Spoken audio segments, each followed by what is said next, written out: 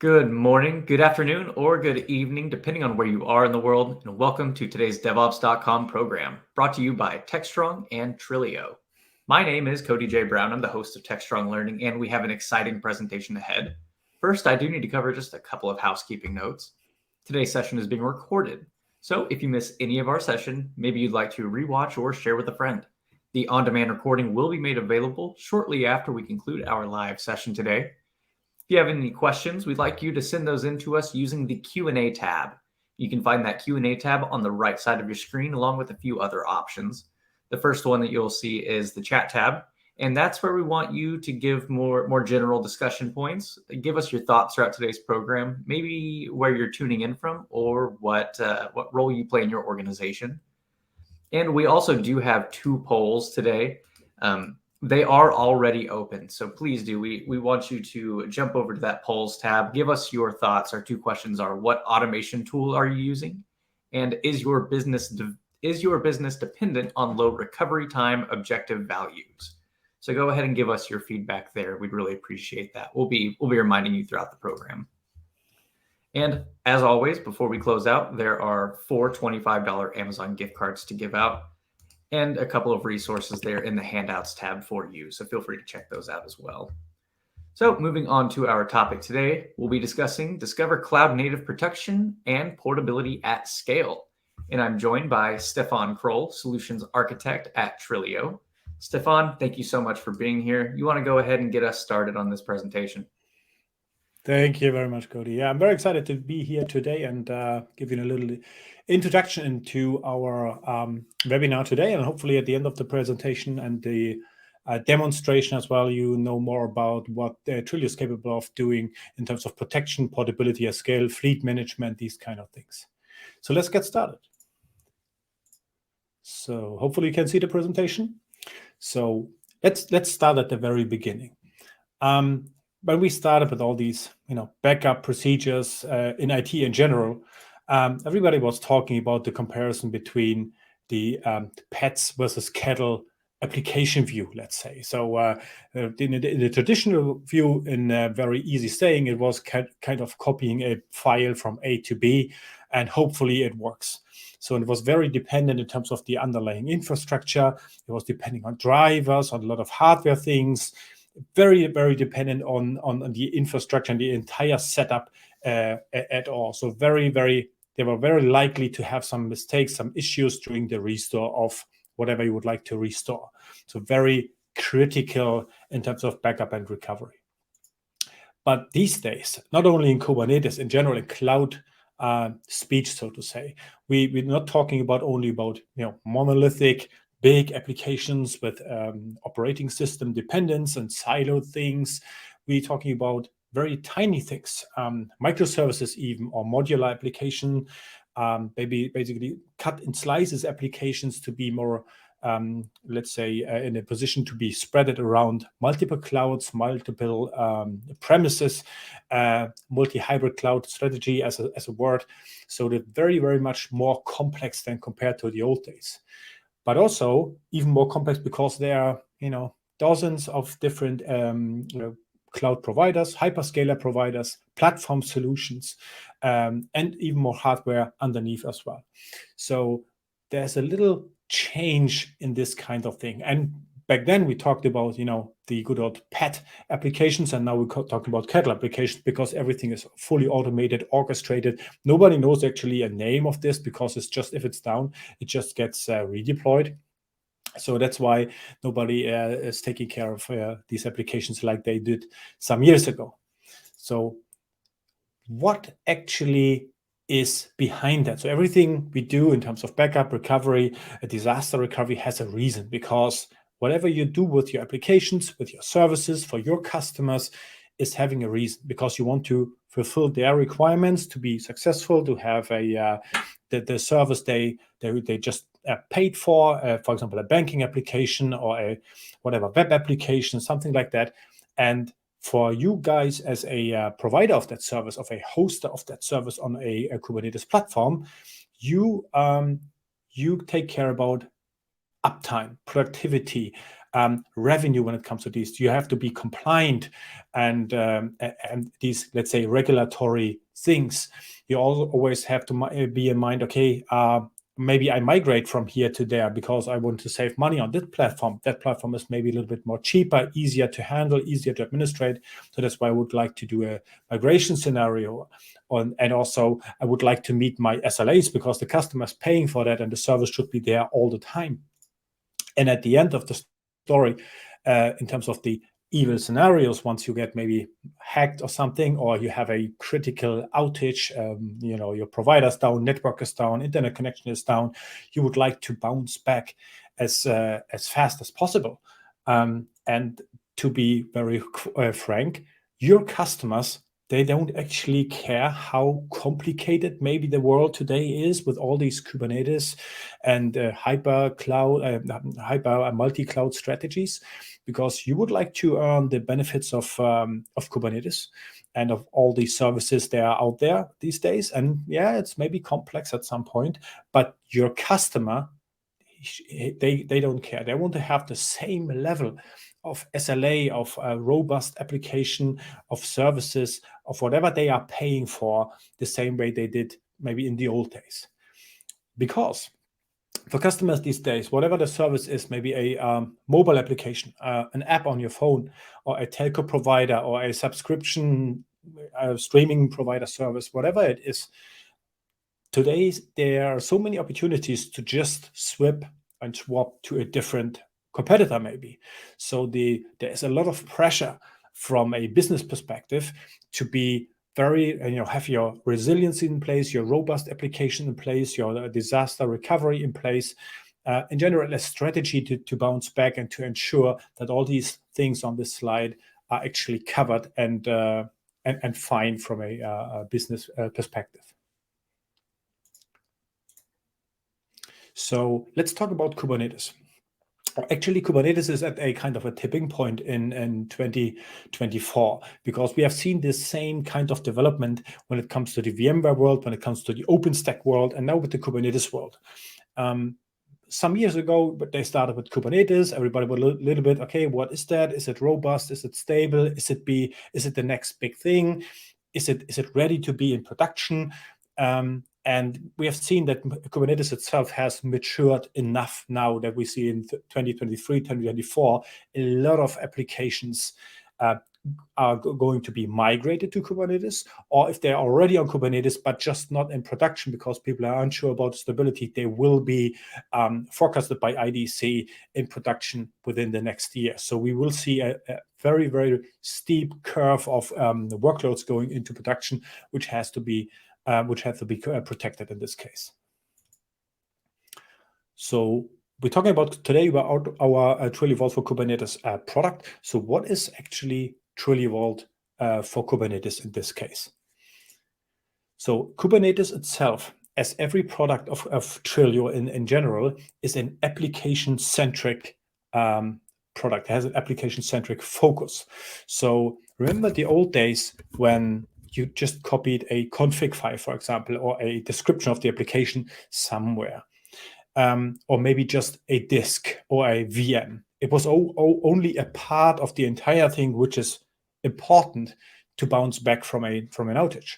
So what does application-centric mean? We protect everything which is necessary to be live in actually no time with your entire application. So we focus on everything which is mandatory for application, for your service to be live on the other end or in the same namespace wherever you would like to restore this application to.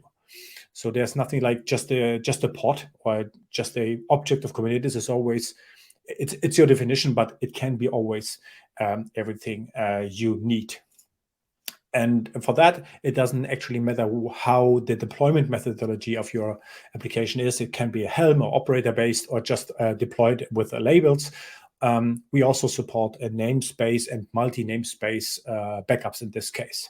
So it goes from very high-level backups, so let's say all your application or service namespaces, but also you can be very slim, just objects, particular objects you pointed out, or a Helm application out of 50 Helm applications in one namespace. So you can be very granular to be also on the safe side when it comes to cost savings. For example, if you have to pay for storage, for egress costs, for long-term storage costs, for example, or sometimes we have customers, they pay per namespace and they don't want to back up the entire namespace. They just want to back up a single object or a single application deployed via Helm. So very, very granular in this case. When it comes to where, we are actually quite fine with all the CNCF compatible platforms out there, to say that, just generic, because they all want to play with each other. So we are compatible to the CNCF way of Kubernetes in this case. When it comes to the actual management of Trilio, and we go from this high level now to a little bit deeper and another step later on as well. So in general, we have a multi-cluster UI. So if you are a friend of UI, or you're maybe people who are not familiar with backups and these, or CLIs and something like that, they can go to our multi-cluster UI and have click-driven workflows if you like. We also have a fully blown CLI, same for the API, but also you can use and orchestrate Trilio with your automation tool of your choice, Ansible, for example, or others. Trilio itself, the product, the software itself, gets a package as an operator and deployed as CRDs. And it has a very big benefit, because, for example, if you are used to you operate on your Kubernetes cluster via kubectl, or in the OpenShift context via OC, and you are used to this command line, you are used automatically to Trilio as well, because we are just an extension to the Kubernetes API. So that means if you are doing, for example, something like kubectl get pods for your regular getting pods operations, you also can do kubectl get backups, get targets, get backup plans for the Trilio context. So there's no training necessary to administrate and getting started with Trilio in this case. This is this enterprise class and ecosystem tooling. This is I call it the DIY store of Trilio, because this is a very powerful section to help yourself, like a DIY store. For example, if you have databases, we have the opportunity of inserting hooks to execute certain commands to make sure the database is basically flushing all the data to disk to take a consistent snapshot. Or, for example, we have restore transformations, which is a very, very powerful tool to basically adjust all the metadata you have available within the backup before you actually do a restore to a completely different platform with a completely different setup. And you want to make sure that the backup is basically prepared for being deployed on this completely different platform. Maybe if you swap to a different hyperscaler, for example, using a different storage class in this case. So this is the section via UI or via CLI where you basically can exchange, delete, and edit certain YAMLs you have backed up, and then you can restore them. But also we are compatible to a variety of observability tools. We have for kickstarting templates available for Prometheus and Grafana. So if you are a user of these ones, we have a pre-defined dashboards for you, so you don't have to waste time in defining your own dashboards. You can use ours if you like. And if you like our product, basically, you can go to our website and do the usual things of registration and grab a license for 30 days. It's a non-restricted license, so basically full functionality of within the 30 days. In general, Trilio has a one product, and if you have a license, you always can use all the features. There is no certain a staging layer or something like that. If you have Trilio subscription, you can use everything. Okay. Let's go to the next one. So very important for fleet management, orchestration, automation, and all these, for example, disaster recovery scenarios is you have to be agnostic to all basically circumstances, let's say. So we are compatible to all these hyperscalers We are basically compatible to pretty much every distribution like OpenShift, Mirantis, Kubernetes Engine, Rancher, RKE, K3S, whatever is out there, Tanzu, for example. We are compatible to them as well. Same way, we are agnostic to how you deploy your applications, as I mentioned before, like Helm on operator-based applications. And also, which is quite important for us because we are a backup company, we do not only backup stateful applications with, in this case, persistent volumes or data included. We also backup stateless applications. But for stateful applications, obviously, we need some storage, and we have to talk to the storage which is used for this application. So when we are agnostic using a CSI driver with a snapshot capability, because obviously at some point we have to capture the data. We are through the CSI driver, we are agnostic to the underlying hardware underneath. So we don't actually have to be aware of the complexity of the actually hardware drivers. We just use the CSI driver and abstract the complexity of this matter. So easy example before we go a step deeper. So you have cluster number 1, and you have an application running there. In this case, it's the stateful application. We have some PV, some secrets, the usual Kubernetes object involved in the game. And we take a backup of this. And this backup will be stored on a safe place outside of the cluster. It can be an Azure Blob. It could be an AWS S3 bucket. It could be an NFS file share. In this case, whatever speaks an S3 protocol or an NFS protocol is compatible. So in this case, something goes wrong, and we restore the application to the same cluster. That's a very easy use case. We can restore the entire application, as I mentioned before, but also we can restore just bits and pieces of it. Whatever you have identified as wrong, you can try to heal them with a dedicated approach here. But what happens if that cluster is not reachable anymore? It is down for whatever reason. Maybe it's got hacked and you don't trust this cluster anymore. What we can do is we can restore it to for example, in this case, an OpenShift cluster. And as I mentioned before, because we are agnostic the way I described before, we are able to, for example, swap from a Longhorn CSI driver to a CFFS or OCS or ODF on OpenShift. And the way we do it, as I mentioned before, we use some restore transformations before we do the transformation. And the most important part to understand here is, for example, you have this case, something goes wrong, the cluster number 1 is down, you have your backups safe outside. The only thing you have to do is, maybe you have a cold standby cluster somewhere, a kind of empty one installed from scratch, or you install it automatically, it's both fine. The only thing you have to do is install Trilio on it. Can be automated, can be manual, whatever is possible at this case.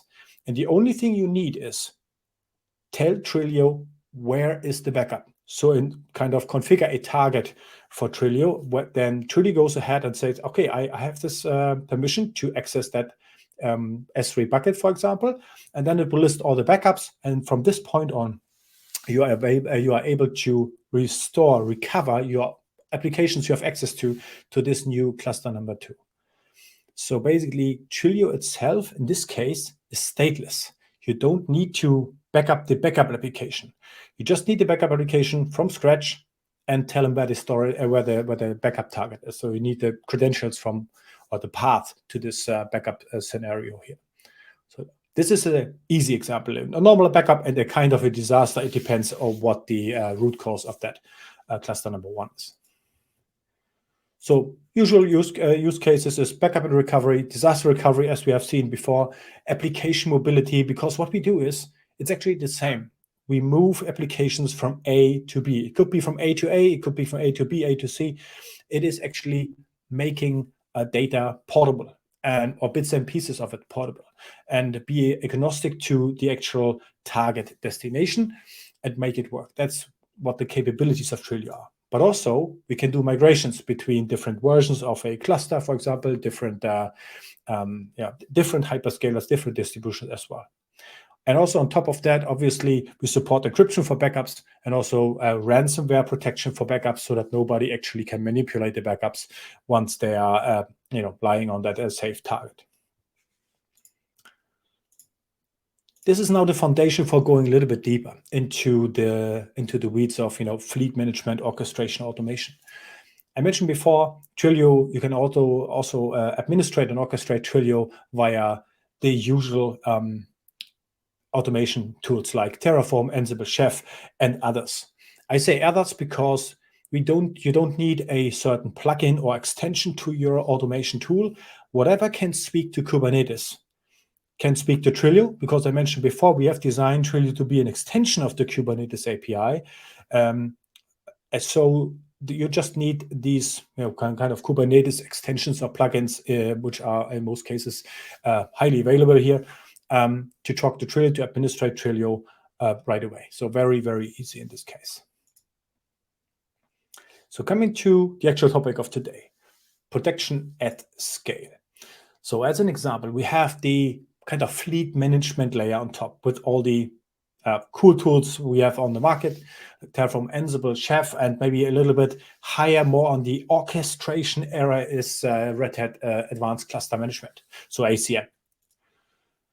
And then we have the infrastructure layer. Can be on-premise, on your own hardware, or on all of the hyperscalers hardware in the world. And then we have the so-called compute. Maybe you can deploy your EKS via their own services, or Tanzu, Rancher, OpenShift, these usual distributional platforms. And then we have Trilio being responsible for backing up metadata and data of your container-based workloads. So as easy as it is, you use the fleet management layer to deploy, to orchestrate, to do certain actions like backups, recoveries, scheduled backups to your Kubernetes application. So on top of that, so of the of the automated backup procedures you, for example, have as a compliance policy in your company, we have a tool called, or a feature, it's not a tool, it's a feature called continuous restore. What does that actually mean? So basically, on the market, there's a high demand of very, very low RTO values. So basically, you have no time to do a restore in terms of a disaster recovery. And long story short is, if you have data involved, it is always a matter of how to get the data to the point where it should be recovered or restored. And all the features I've mentioned before, like hooks, restore transformations, all the agnostic approach I've mentioned before, but just in a different way. And I show this in a little graphic in a second. So if you want to read more, we also have an ebook on our website. So just go to Trilio.io and find a little bit more about the business scenario about it. But let's go to the actual use case. So we have one application on the left-hand side on our private cloud part of the story. And as I said before, we do a normal backup of this application and put it onto a S3 bucket as an example on our backup repository.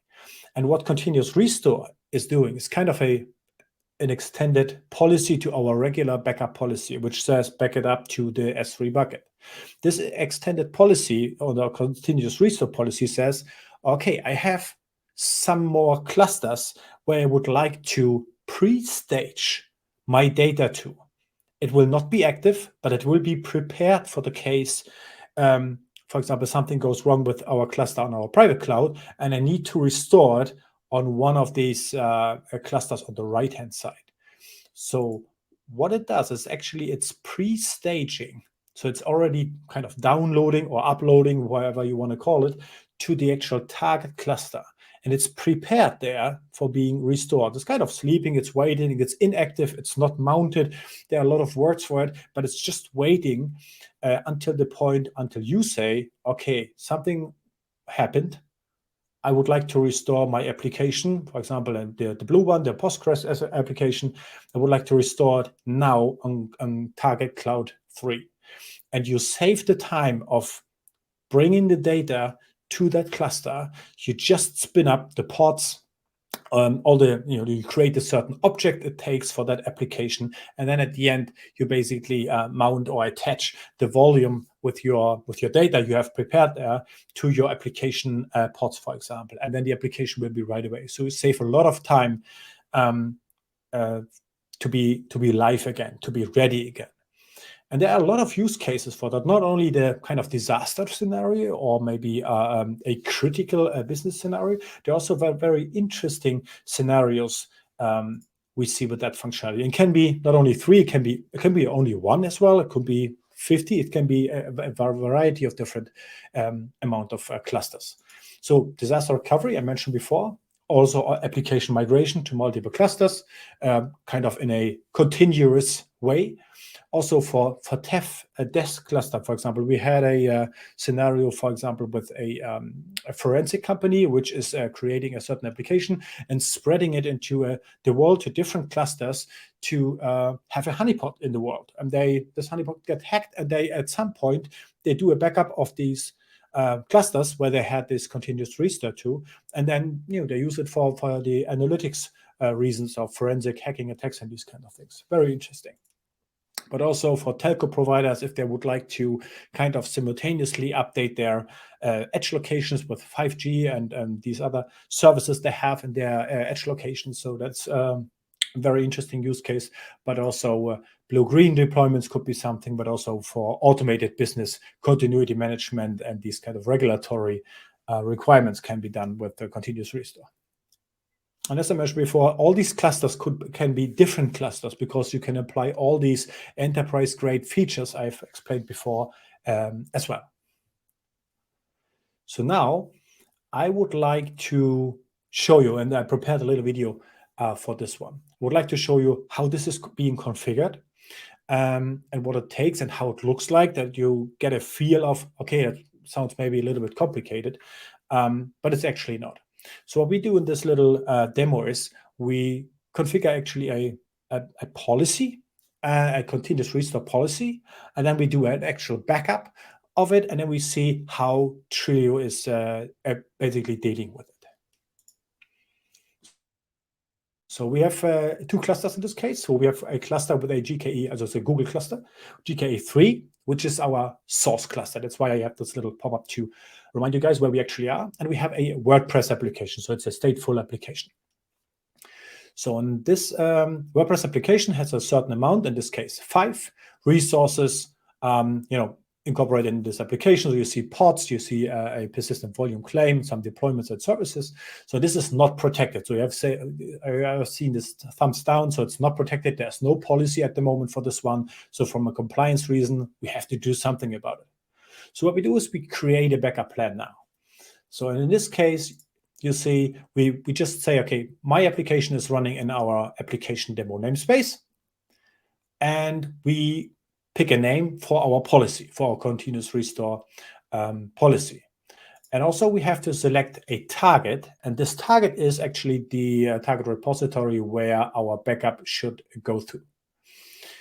So we could, if we like, add a key for encryption, so an encryption secret.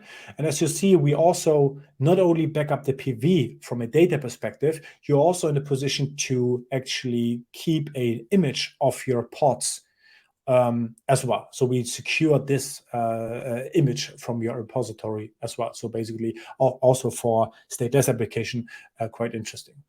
You see the context of adding a hook in this case, and all the scheduling policies. So how often should when should a full backup happen, an incremental backup?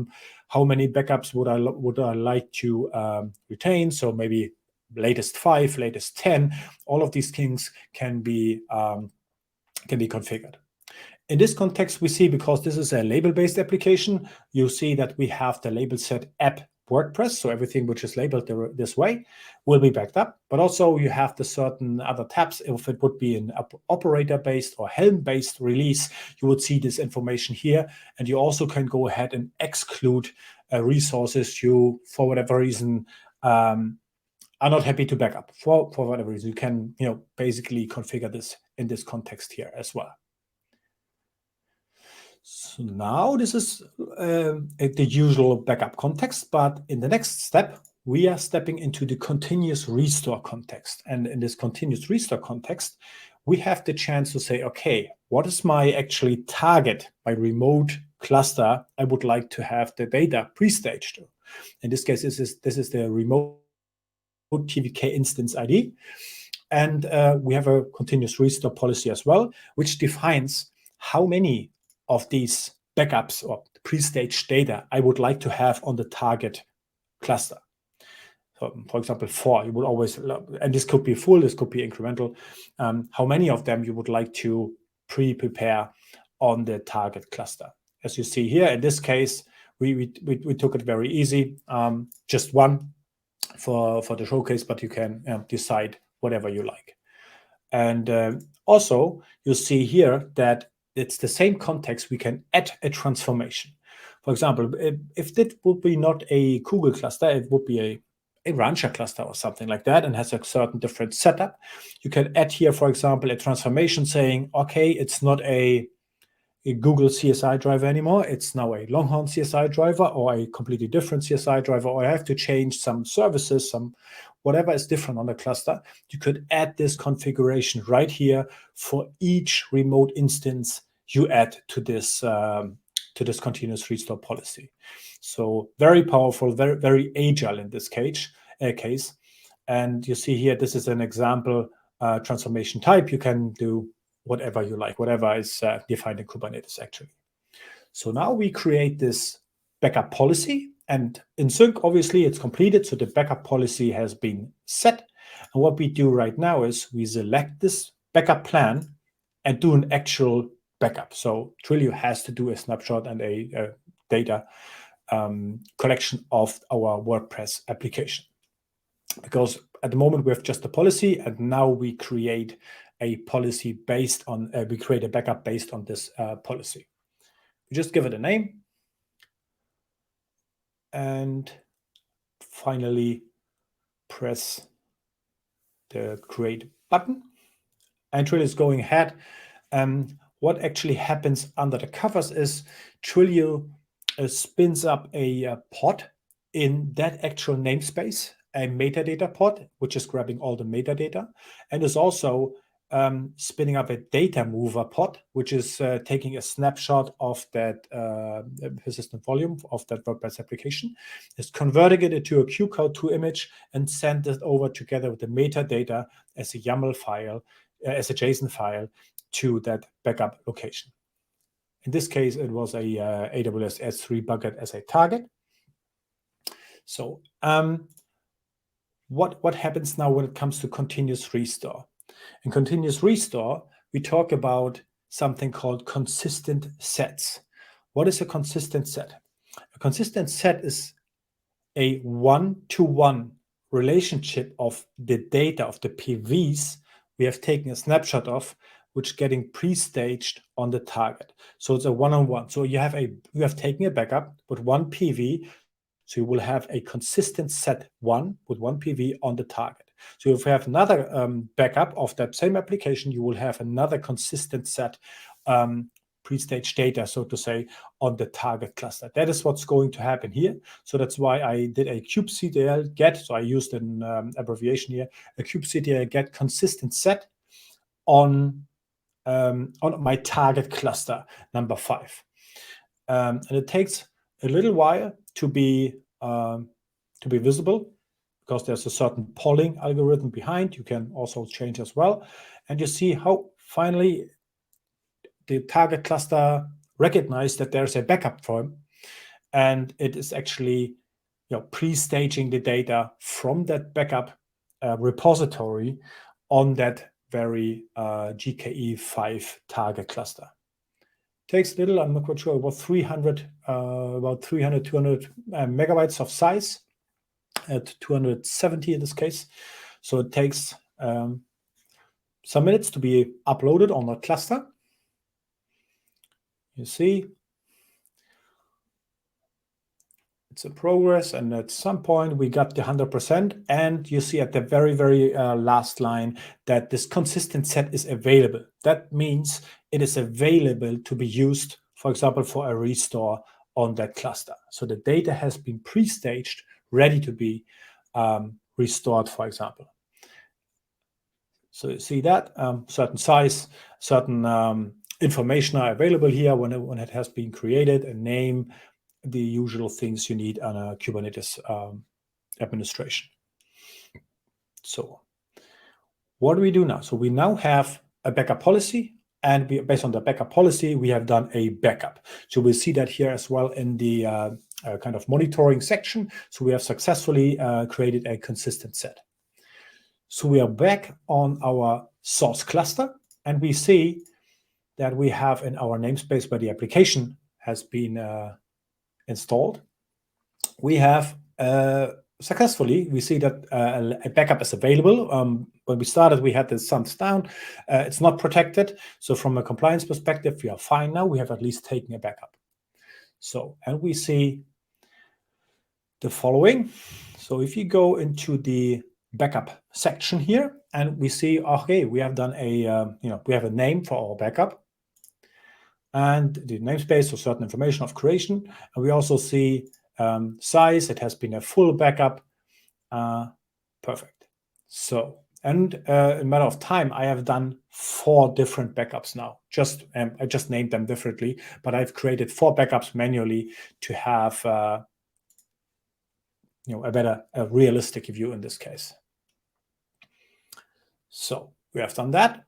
Perfect. So regulators would be very happy. We have a lot of backups of our application. So perfect. So we see this as well in the overview, and this little these 2 green arrows in the overview simulate basically that we have a continuous restore policy and backups here based on a continuous restore backup policy. So going forward, we are back on our target cluster. Cluster number 5, and we see that Trilio, or the target cluster, is just currently preparing the last backup in this case. So we have successfully already pre-staged. I have to mention that I changed, for the sake of visibility, the amount of pre-staged data to 4 in this case, to have 4 here. So we have finally 4 pre-staged consistent sets of data for our WordPress application ready to be used on our target cluster number 5. Perfect. So as I mentioned before, there are no restrictions between the UI and the CLI. So whatever you are happy using with, you can actually swap between them, or just use it for your daily operations. So what we do now is we use this context, restore continuous restore backup, to restore our application. So we pick one of our consistent set, of our backups. We give our backup a name. In this case, I just used something. And we tell them, okay, restore please in my Google GKE5 namespace. It's just a random namespace. I could as well go ahead and add some or exclude some resources if I like. I mentioned it before. And Trilio is doing basically the other way around. It's spinning certain pods, so metadata and data pods, into that very namespace and our target namespace, and is creating basically the framework of your application. It's building all the Kubernetes objects. It is also creating the PVs, and then basically connecting the pods to the PV. So we have our WordPress application at the end finally ready to be used by our users. So in this case, we see that our application has been restored on GKE cluster number 5 successfully, but it's unprotected, which looks like, we have just restored them. Yes, correct. But on that new cluster, we do not have a policy to say, hey, this application has to be backed up. That's an important application. But we thought of that because in the configuration of your restore, you could swap a little switch which says, okay, this application has been backed up a certain way. I would like to have this application, after it has been restored on the cluster, protected the same way. So Trilio is basically applying the policy which has been used to protect this application on the source cluster right away on the target cluster once this application has been restored successfully. So if we would have used this, functionality, it would have been protected right away. Just to let us know. But this is just a very easy example. But there are a lot of these kind of very smart functionalities to make your life much easier, and when it comes to this disaster recovery scenario or this continuous restore scenarios. So we're actually at the end of this little continuous restore presentation. You see here, as I mentioned before, we have the data mover and the meta mover. They are still running to build the application, and once they are done, they get deleted. In this case, now they are gone because we don't need them anymore, and something which is not needed is not necessary, and it would be in a attack surface. So in terms of least privilege, they would get killed and terminated.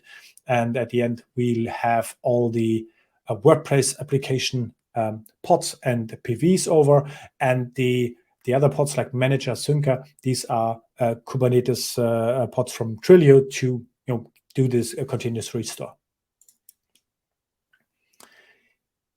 Finally, after in total about 3 minutes, I think we have recovered the WordPress application on a different cluster using continuous restore. And we also see here that we have the MySQL and the WordPress PVs recovered successfully.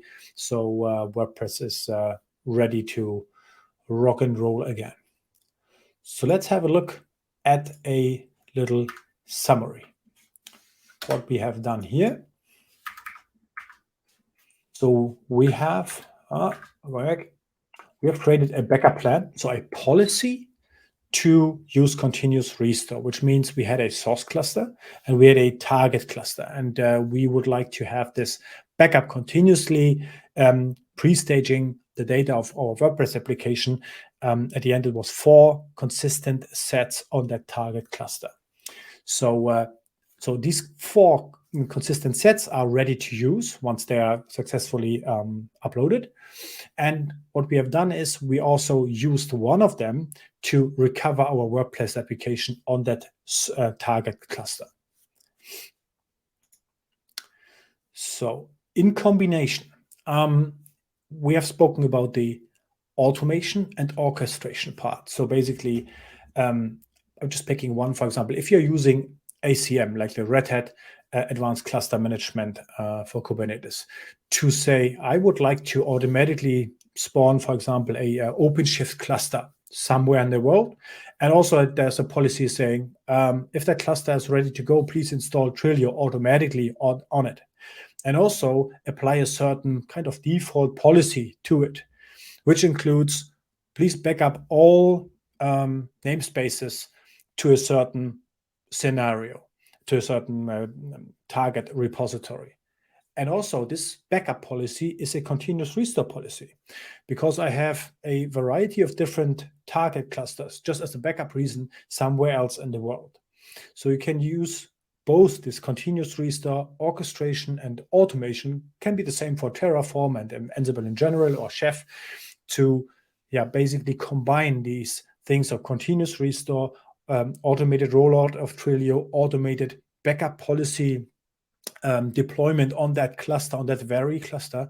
But also this is not really let's say complex, because these tools like Ansible, Terraform, they are very easy to handle, and as I mentioned before, you don't need a certain extension for Trilio on top of that. It's just another extension of the Kubernetes API.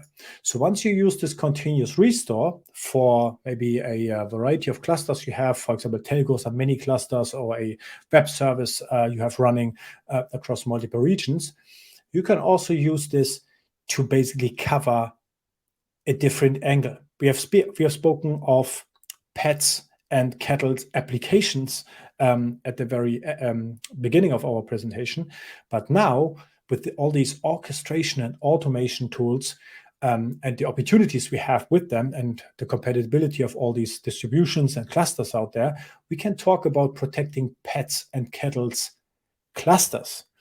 because with this, capabilities we have, like with these automation tools, and let's say they are very mature and more easy to handle than some years ago, we can talk about maybe clusters you spawn for a certain reason, you configure, harden, and deploy things on the cluster a certain way, for example, like according to a compliance policy, or these clusters are just there for, I don't know, some hours for a certain reason, for example, for these honeypot reasons I mentioned before, or for a certain peak of a certain load, for example, on your application, and then you destroy them afterwards.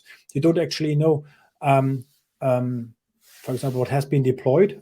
That's maybe the wrong wording, because everything which is deployed is defined in a certain policy, so there are no human mistakes. It's all standard, it's all compliant. So basically, there's another way of increasing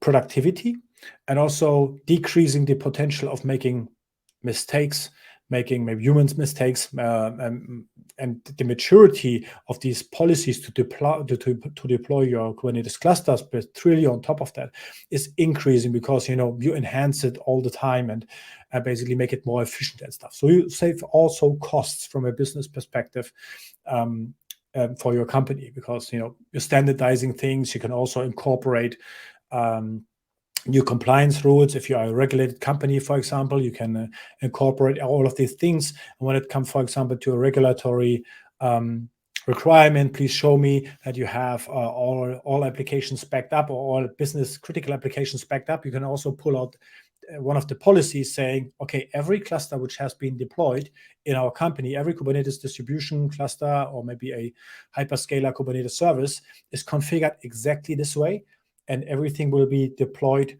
with a Trilio on top of that. And there's no way of making mistake, because there's a default policy also deployed saying everything will be backed up to a safe place somewhere else. So that is very easy to a regulator saying, okay, show me that you have done all your backups. You just show them the policy and the way that nobody can get around that, because it's a hardened policy and nobody has access to change it, for example. So from a standard compliance and risk perspective, these kind of, let's say, kettle clusters, they're very, very efficient, let's say, when it comes to your company deployment of clusters, applications, and hardening and security, these kind of things these days.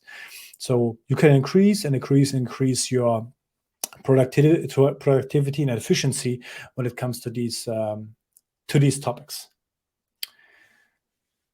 Okay, and with that, I end my presentation, and I'm very much looking forward to your questions.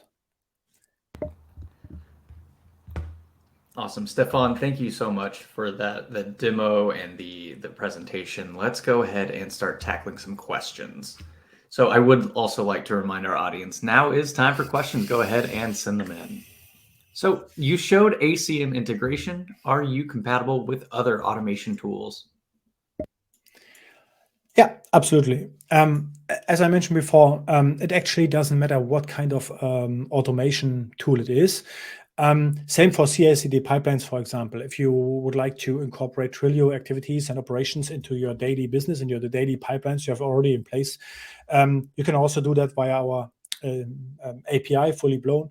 Or, as I mentioned before, if your automation tool is capable of speaking to Kubernetes, whatever automation tool it is, as long as it can speak to Kubernetes API properly, it can speak to Trilio as well. It's designed that way because we don't want to be a kind of a third party to it. We want to be cloud native, fully integrated, and built for and on Kubernetes. That's why we have designed Trilio exactly this way, without having efforts of maintaining a plugin or extension or something like that for these kind of tools, because we know we are in a cloud business. These tools come and go. There are a variety of tools out there. Some like this color, some like this color. So yeah. Awesome. So I would like to also remind everyone in our audience that those polls that I mentioned at the top of the hour are still open. We will touch on those polls here in just a few minutes, so do feel free to go and submit your answer. Give us your feedback there. So our next question reads, you showed ACM and some Red Hat products. Are you supporting more Red Hat products? Yes. So basically, you could name us Red Hat All In, because what we support is basically a 360-degree protection for Red Hat when it comes to Red Hat OpenStack, Red Hat OpenShift, including Red Hat OpenShift virtualization, and the good old Red Hat virtualization. So if you have if you are all in, Red Hat all in, we can basically support you with if you have OpenStack, for example, and OpenShift on top of OpenStack, we can back up the workloads of both of them. And also, if you're using ACM and Ansible, obviously, we have a certain integration, especially into ACM, where you can leverage the compliance and governance functionalities of ACM to design the way I described before, to design some policies. You design basically how your OpenShift cluster has to look like. Wherever it's running on your own data center or on one of the hyperscalers, you can design a policy to say, okay, this is how my cluster looks like. Trilio has to run on it automatically. And then some policies has to be defined. And it's basically monitoring, observing, and controlling the outcome of it. If it's not wrong, it's throwing some errors and these kind of things. Yeah, but yeah. Great. So I do have one more question, but let's take a break here and let's look at the polls. So I'm going to go ahead and just show the results of the first one that we launched today. But the question was, what automation tool are you using? If you responded to other, please do let us know in the chat. We'd like to know what you're using, as there is about a quarter of you using other things that weren't listed. But Stefan, what do you think about these results? Do they shock you or surprise you at all? Well, not really, to be honest. I'm, the top three one are, very, very, common out there, especially Terraform and Ansible. I think always 50% of the market. But it's interesting. It would be interesting to know what the other 27% are. So if somebody is maybe having an idea, maybe drop it into the chat. That would be very interesting. But obviously Ansible because of the big Red Hat community, and Terraform because it's for infrastructure as a service, very highly used. So that would be interesting to see what the other is. Do you have any guidance for someone who doesn't know what automation tools they're using? We did get at least one response that said they didn't know.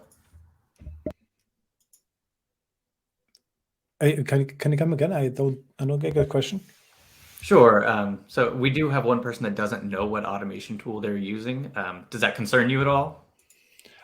No, not at all. But you don't have to. But it's just a matter of making your life easier. I mean, it takes a little time to get into it and understand it. But I think it's the way going forward. At least if you have multiple clusters, or if you have to tear down your clusters from time to time for whatever reason, so it just makes your life easier, and you can increase your efficiency going forward. Great. So let's go ahead and look at our next poll. So this is your business dependent on low recovery time objective values? And we got a majority of our crowd saying yes. Does this surprise you at all? I think surprise would be a wrong word. I'm pretty much thinking that this number will go up, because over the last, let's say, 2 decades, we have seen certain industries and businesses and services not being relevant when it comes to RTO values. But now these days, technology changes, behavior of people changes. I mean, even cars get regulated now because they are, autonomous driving and these kind of things. So I assume that these 64% will increase over the next years, because kind of everything gets regulated, and with regulation comes pressure of keeping your service up and running and making sure data privacy is getting considered and these kind of things. So yeah, it's pretty much the result I have expected. Thank you for voting. Yes, of course. And so, Stefan, we do have one final question before I'll ask you for any closing remarks before we go off air. But what sets Trilio apart from some of your competitors? What is the edge that you offer? To put it short, because otherwise we need another hour.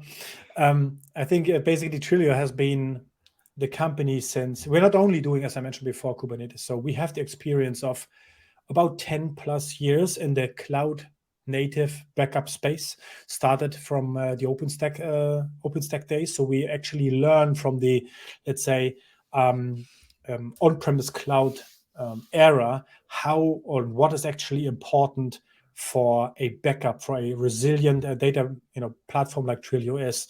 And we use that and we leverage that experience we have in our company for Kubernetes space as well, which is a huge advantage for us to know what customers are expecting from OpenStack. And some of them are migrating actually from OpenStack to Kubernetes, for example. And also our agnostic approach. As I mentioned before, every of our products, no matter if it's OpenStack or Kubernetes or Ref, is built on these platforms for these platforms in a cloud native way, so very efficient.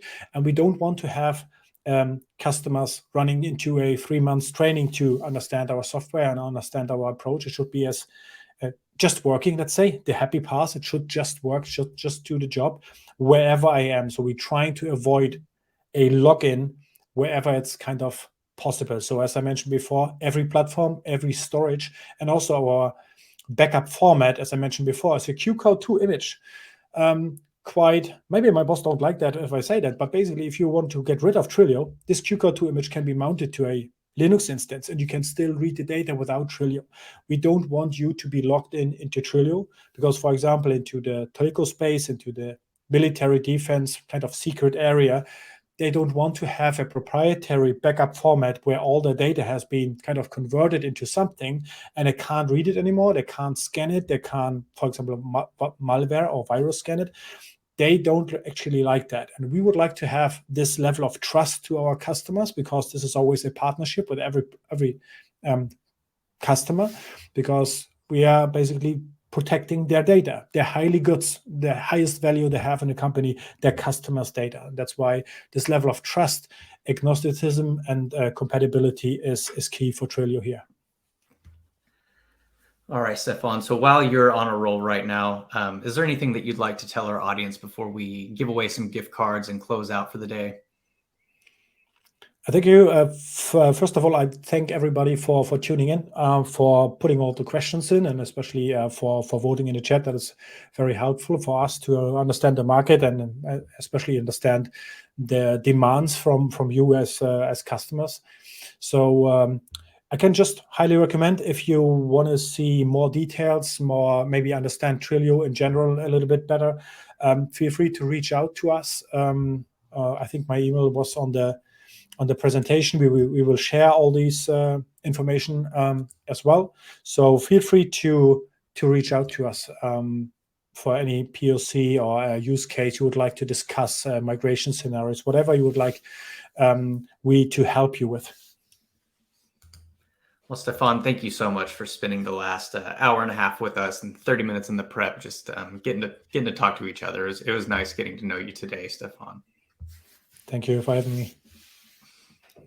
So I'd like to quickly remind our audience today that this session was recorded. So following this panel, you'll receive an email with a link to access the recording on demand, or you can find it living on the DevOps website at devops.com/webinars. Onto those 4 $25 Amazon gift cards. Our 4 winners are Yanira G, J.K., Michael O, and Ayush B. So to our 4 winners, keep an eye on your inbox to claim that gift card. But if you don't happen to see that email, please do check your spam folder. I'd like to thank Trilio for sponsoring today's program. And to everyone who has joined us for the last hour, thank you so much for being here. We really value your time, and we also really value your feedback. So as soon as we close out, there will be a survey that gets launched on your screen. Tell us what you thought about today's program, what you liked, what you'd like to see in the future, maybe what we could improve on. Otherwise, we do hope to see everyone at an upcoming Techstrong Learning program. Have a great rest of your day. And Stefan, thank you once more.